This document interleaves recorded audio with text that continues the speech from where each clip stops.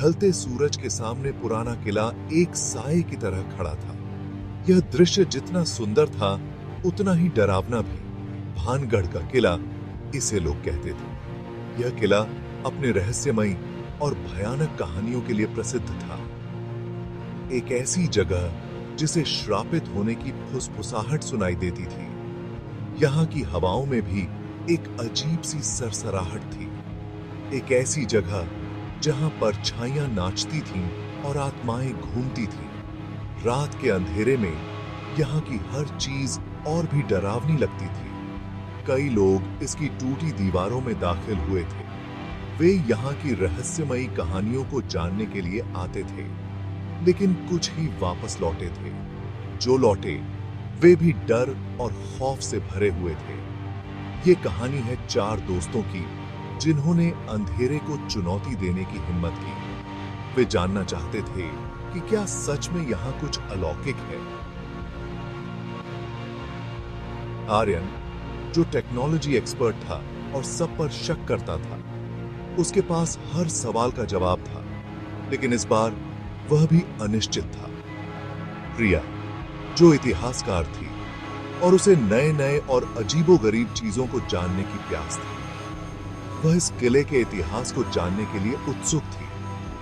रोहित, जो हमेशा मजाक करता रहता था, लेकिन उसके दिल में डर समाया हुआ था। पर यह देसाबन भी, वह अपने डर को छुपाने के लिए हंसी मजाक करता था। और मीरा, जो बहुत ही संवेदनशील थी और उसे अलौकिक चीजों की तरफ खिंचाव महसूस होता था। उसे हमेशा से ही भूत प्रेत की कहानियों में दिलचस्पी थी। वो सब उन खौफनाक चीजों का सामना करने वाले थे जो उनका इंतजार कर रही थी। उनके दिलों में डर और उत्सुकता का मिश्रण था। वो भानगढ़ किले के श्राप का सामना करने वाले थे। क्या वे इस रहस्य को सुलझा पाएंगे या फिर वे भी इस किले की कहानियों का हिस्सा बन जाएंगे? आज रात हम भूतों का शिकार करने वाले हैं। उनका YouTube चैनल पैरानॉर्मल परस्यूट काफी फेमस हो रहा था, लेकिन उन्हें कुछ बड़ा चाहिए था, कुछ बहुत ही डरावना। ये बहुत ही जबरदस्त होने वाला है। भानगढ़ का किला सबसे बड़ी चुनौती थी। एक ऐसी जगह जो अंधेरे और रहस्य में डूबी हुई थी, लेकिन रोहित की बनावटी मुस्कान उसकी आवाज में छिपे हुए डर को नहीं छुपा सकी। सूरज क्षितिज के नीचे डूब गया। जैसे ही उन्होंने मुख्य द्वार से गाड़ी निकाली, परछाइयां लंबी और डरावनी होती गई। चारों ओर एक अजीब सी खामोशी छा गई। क्या तुम्हें ये महसूस हो रहा है? उन्होंने उस जगह गाड़ी खड़ी की जहां कभी शानदार महल हुआ करता था, जिसके अब सिर्फ खंडहर बाकी थे। हवा और भी ठंडी हो गई, भारी। ये तो बस हवा है। लेकिन अपने मन में उसे एक ऐसी सिहरन महसूस हो रही थी जिसका तापमान से कोई लेना देना नहीं था। कहते हैं कि एक काले जादूगर सिंघिया ने इस किले को श्राप दिया था। उसे राजकुमारी रत्नावती से प्यार हो गया था, लेकिन उसने उसे ठुकरा दिया। बदला लेने के लिए उसने किले को श्राप दिया और सभी को मौत के घाट उतार दिया। और कहते हैं कि सिंघिया का भूत आज भी इन खंडहरों में उस राजकुमारी को ढूंढता रहता है जिसे वो कभी पा नहीं सका। खंडहरों में हवा का एक झोंका आया। दोस्तों ने एक दूसरे को देखकर डर के मारे निगाहें बदली। भाग 5, अंधेरे में फुसफुसाहट। पहली अजीब घटना। उन्होंने अपनी जांच बाजार से शुरू की। खाली दुकानें एक भूली बिसरी दुनिया के खामोश गवाहों की तरह खड़ी थीं। क्या तुमने वो आवाज सुनी? मीरा ने अचानक पूछा। उसकी आंखें इधर उधर देख रही थीं।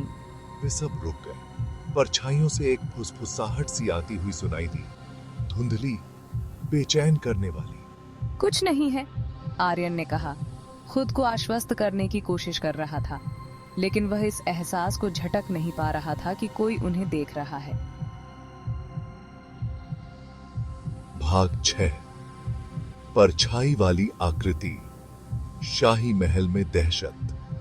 यह कहानी एक ऐसे महल की है जो कभी राजसी वैभव का प्रतीक था, लेकिन अब एक भूतिया खंडहर में बदल चुका है।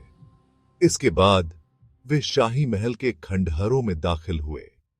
उनके कदमों की आवाज सुनसान गलियारों में गूंज रही थी, जैसे कि महल की दीवारें उनकी उपस्थिति को महसूस कर रही हों। कभी भव्य इमारत अब टूटी दीवारों और टूटे खंभों की भूल भुलैया बन चुकी थी। हर कोने में अतीत की कहानियां छुपी हुई थीं और हर दरवाजा एक नए रहस्य की ओर इशारा कर रहा था।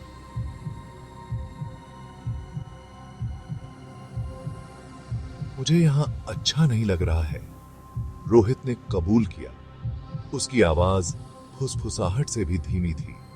उसकी आंखों में डर साफ झलक रहा था, जैसे कि वह किसी अदृश्य शक्ति को महसूस कर रहा हो। जैसे ही उसने ये कहा, गलियारे के आखिर में एक परछाई जैसी आकृति तेजी से गुजरी। वह आकृति इतनी तेज थी कि किसी की भी नजर उस पर टिक नहीं पाई। क्या तुमने देखा? मीरा ने प्रिया का हाथ पकड़ते हुए कहा। उसकी आवाज में घबराहट थी और उसकी आंखें उस दिशा में टिकी हुई थीं जहां से परछाई गुजरी थी। आर्यन, उसका कैमरा चालू था। वह आकृति का पीछा करने लगा, लेकिन वह गायब हो चुकी थी। आर्यन ने कैमरे में कुछ भी कैद नहीं किया, लेकिन उसकी धड़कनें तेज हो गई थीं। डर का एहसास और भी बढ़ गया। वे अकेले नहीं थे। महल की हर दीवार, हर कोना जैसे उनकी हर हरकत को देख रहा था। उनके दिलों में एक ही सवाल था, क्या वे इस भूतिया महल से सुरक्षित बाहर निकल पाएंगे? दहशत फैलने लगी। हमें यहां से जाना चाहिए। वे अपने कदम पीछे खींचने लगे, लेकिन रास्ता बदल गया था। इधर वे भागे। उनके दिल तेजी से धड़क रहे थे, लेकिन हर मोड़ उन्हें भूल भुलैया जैसे किले में और अंदर ले जा रहा था। ऐसा लग रहा था कि किला उन्हें अपनी चपेट में ले रहा है, उन्हें फंसा रहा है। वे ठोकर खाते हुए एक बड़े आंगन में पहुंचे। चांदनी में बीच में एक कुआं दिखाई दे रहा था। हमारी मदद करो, आवाज उनके चारों ओर गूंज उठी। एक औरत की आवाज, बेबस, गुहार लगाती हुई। वे इधर उधर घूमने लगे, आवाज का स्रोत ढूंढने लगे। कौन है वहां? ऐसा लग रहा था कि आवाज कुएं से आ रही। राजकुमारी, वह फंसी हुई है। आर्यन मदद करने की ठान ली। कुएं के किनारे पर झुक गया। जैसे ही उसने अंधेरे में झांका, गहराई से एक चेहरा ऊपर उठा, लेकिन वह राजकुमारी नहीं थी। वह सिंघिया था, काला जादूगर। उसकी आंखें एक बुरी रोशनी से चमक रही थीं। अब तुम मेरे हो। भानगढ़ का असली श्राप मौत नहीं था, वह कैद था। सिंघिया राजकुमारी को नहीं ढूंढ रहा था, वह उसकी रखवाली कर रहा था। और अब उसके पास 4 नए कैदी थे। आर्यन कुएं से पीछे हट गया। उसका खून जम गया। उसकी आंखों में डर साफ झलक रहा था, जैसे उसने कुछ भयानक देख लिया हो। वह जानता था कि यह कोई साधारण कुआं नहीं था, बल्कि एक श्रापित स्थान था। वह अपने दोस्तों को आगाह करने के लिए मुड़ा, लेकिन बहुत देर हो चुकी थी। उसके दोस्त भी उस भयानक माहौल को महसूस कर चुके थे, लेकिन वे समझ नहीं पाए कि क्या हो रहा है। उनके पैरों के नीचे की जमीन धंसने लगी। यह सब इतनी तेजी से हुआ कि कोई कुछ समझ नहीं पाया। वे सब एक दूसरे को पकड़ने की कोशिश कर रहे थे, लेकिन धरती उन्हें निगलने पर आमादा थी। वे चिल्लाए जैसे ही वे अंधेरे में समा गए। उनकी चीखें भयानक और दिल दहला देने वाली थीं, जो उस रात की खामोशी को चीर रही थीं।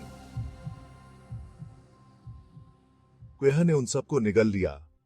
यह कुआं नहीं, बल्कि एक अंधकारमय गुफा थी जो उन्हें अपने अंदर खींच रही थी। भानगढ़ किले का श्राप जिंदा रहा।